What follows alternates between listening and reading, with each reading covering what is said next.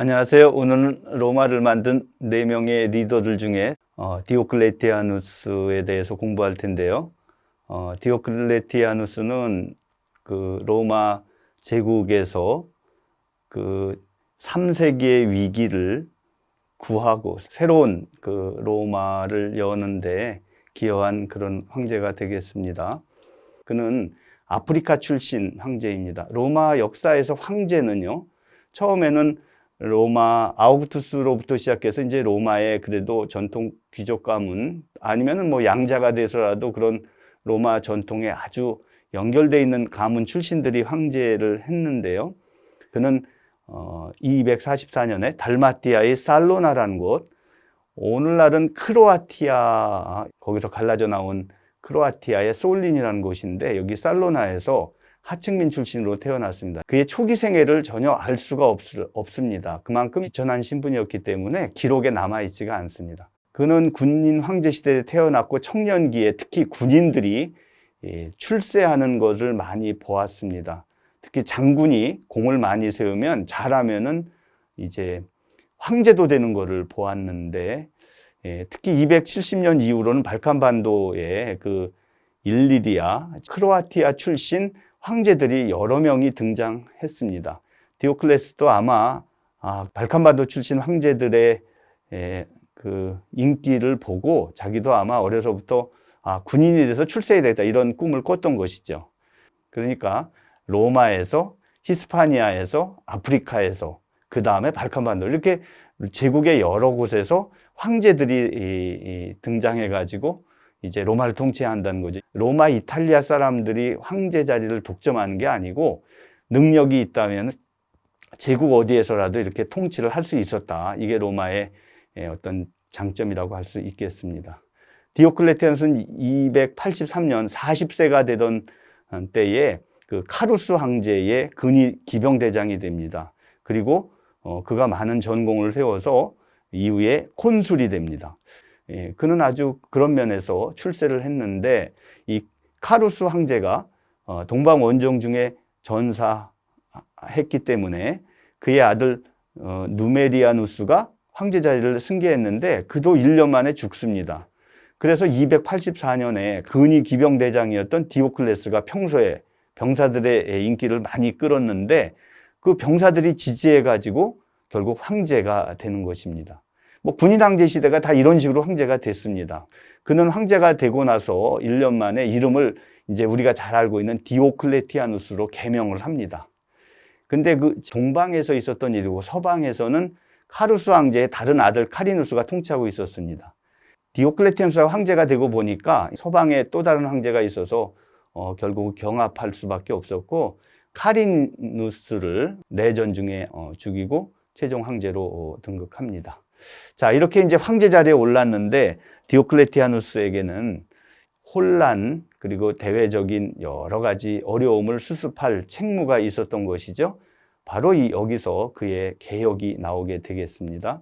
로마 역사를 보면은요, 로마 역사는 왕정시대, 공화정시대, 제정시대 이렇게 크게 세 부분으로 나눌 수 있는데요. 서기 284년에 이제 디오클레티아누스가 등장을 했는데 그 전에 3세기의 위기라고 하는 그 군인 황제 시대를 겪으면서 디오클레티아누스는 이게 황제가 정말 막강한 힘을 갖고 있지 않으면 계속해서 황제 자리라는 게 군 장군들의 권력 쟁탈전이 되고 있으니까 황제의 권위를 높여야 되겠다 이런 생각을 하게 됩니다. 그래서 디오클레티아누스는 강력한 리더십을 가진 황제로서의 지위를 선언합니다. 그래서 황제는 이제부터는 프린캡스가 아니라 도미누스다 이렇게 이제 선언한 것이에요. 도미누스란 말은 원래 노예가 주인을 부르는 그런 칭호였습니다. 주인님 이런 뜻이었어요.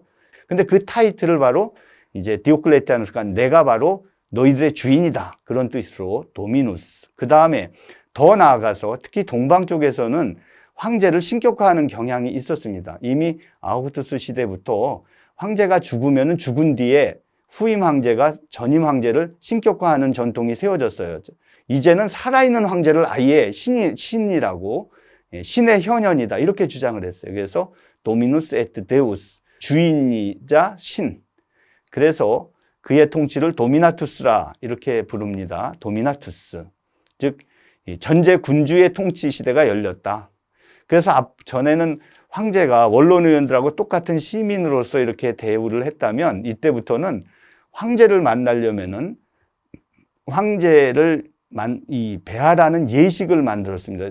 황제를 앞에서 부복하고 절하고 그리고 황제에게 문안하고 그 다음에 황제에게 보고하고 또 황제의 명령을 또 받는 이런 의식을 이렇게 만들었습니다.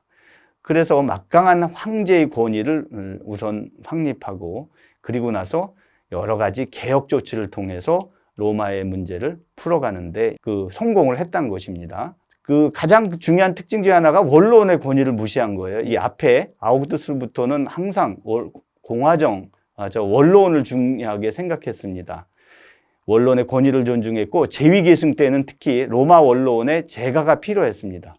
그런데 이제 디오클레티아누스는 황제 자리에 앉을 때 로마에 가지도 않았습니다. 어디서 황제 자리에 앉았는가 하면은 니코메디아라고 하는 소아시아에서 거기서 황제 즉위식을 거행했어요. 285년 그래서 로마 원로원과 황제가 엄청난 거리를 두고 살게 됐다는 것이죠. 그 다음에 290년에는 그가 이제 많은 전쟁에서 승리한 걸 기념하기 위해서 보통 이제 개선식은 로마에서 하는데 그는 이제 밀라노에서 개선식을 전승 기념 축제를 했습니다. 그리고 로마 원로원 의원들 보고 밀라노로 와라 이렇게 명령을 내렸던 거예요. 그래서 이렇게 로마가 아닌 니코메디아나 밀라노와 같은 이런 도시들이 중요한 도미나투스 통치기의 수도로 이렇게 부상을 하게 됩니다.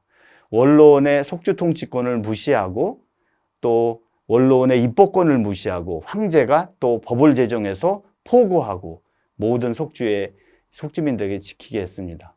또 속주를 재정비했어요. 속주가 50개 정도 됐었는데 그걸 100개로 늘려가지고 이게 속주가 크게 되면 속주 총독이 그걸 가지고 자기 세력을 불리기 때문에 잘게 나누어 가지고 이 황제가 속주를 장악하는 그런 통치 체제 강화를 했습니다. 그리고 이탈리아는 사실은 속주가 아니라 이탈리아는 본국의 중심부였기 때문에 그동안은 특권을 유지했는데 이탈리아도 16개의 속주로 쪼개 가지고 기존 속주들과 똑같이 동등하게 이렇게 대우를 했습니다. 결국 황제가 이제 이탈리아, 로마, 원로원 이런 전통적인 어떤 그 기관들을 무시하면서 도미나투스라고 하는 새로운 통치 시대를 열었다는 것입니다. 그동안 로마 제국의 중심은 로마였고 로마가 중심이 돼서 이제 이탈리아 반도 동부지중해, 서부지중해 이렇게 퍼져나갔잖아요. 근데 디오클레티아누스는 오늘날 터키 땅입니다. 터키의 흑해 밑에 보면 니코메디아라는 도시가 하나 있습니다. 바로 이 도시를 중심으로 해서 궁정을 만들고 로마 제국을 통치하는 모습을 보여줍니다. 그리고 이쪽에 보면 메디올라눔이라고 이렇게 표시되어 있는데요. 이게 이제 밀라노의 라틴어 이름입니다. 메디올라눔에서 전승기념 축제를 했단 말이죠. 그러니까 로마는 계속해서 소외되는 거예요. 이게 바로 디오클레티아누스가 로마 원로원의 어떤 권위를 무시하면서 자기의 통치 질서를 재확립하는 방식이었습니다. 이런 식으로 황제는 곧 가장 강력한 로마 인민의 주인이고 더 나아가 신이다. 이렇게 이제 정치 선전을 했는데 사실 뭐 선전한다고 해서 황제의 지위가 그대로 유지되는 건 아니죠. 군대를 강화할 수밖에 없었어요. 군대를 강화해야 자기의 체제도 유지되고 그 다음에 국방도 유지가 되는 것이죠. 특히 국경지대 방어와 반란을 한 많은 속주들을 다시 회복시키려면은 결국 막강한 군대를 양성할 수밖에 없었습니다.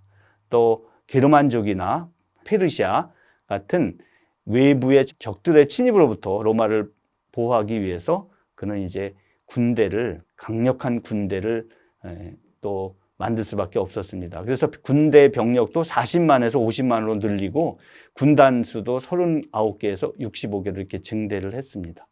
그리고 군대를 둘로 나누어 가지고 국경 수비에 집중하는 변경군, 리미타네이라고 불렀는데요. 반란이 일어난다든가 특별히 필요에 따라 움직이면서 전투하는 기동야전군, 코미타센스, 이렇게 두 개로 군대를 나누어서 필요에 따라서 이제 국경수비군은 항상 그 지역을 방어하고, 이 기동야전군은 문제가 생긴 곳에 투입해가지고 반란을 수습한다든가, 또는 어느 변경이 그 군사력이 취약하면은 그곳을 보강하는 방식으로 이 군대를 운영을 했습니다.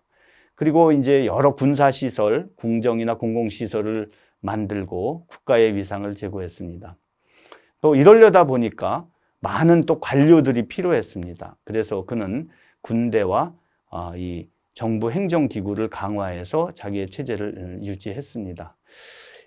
어떤 면에서 디오클레티아누스는 군인으로서뿐만 아니라 또 행정 능력도 뛰어났다, 이렇게 볼 수 있습니다.